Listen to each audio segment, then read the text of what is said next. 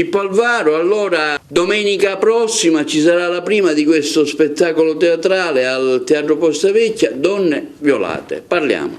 Donne Violate è uno spettacolo laddove ci sono dei personaggi, anzi più che dei 6 personaggi, non in cerca d'autore perché lo hanno trovato, sono 6 personaggi di cui parla Pirandello e sono accomunate questi personaggi da una unica sofferenza, quella di essere stati violati, chi psicologicamente, chi fisicamente, e ognuno di loro ha una sua storia.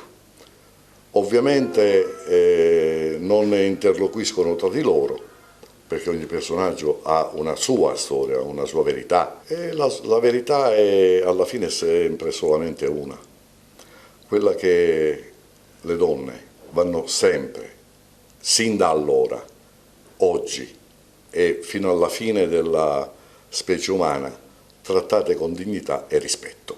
Parliamo della compagnia. Come è formata, quali sono i ruoli? Ricordiamo che l'evento sarà presentato domenica in prima al Teatro Posta Vecchia. Allora, io sono il presidente dell'Associazione Culturale Concordia di Agrigento e portiamo in scena una tematica purtroppo sempre attuale, che è quella della violenza contro le donne.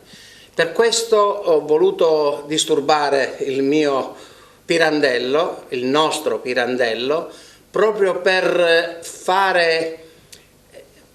portare in scena tutti quei personaggi, quelle donne che nelle sue opere hanno subito violenza.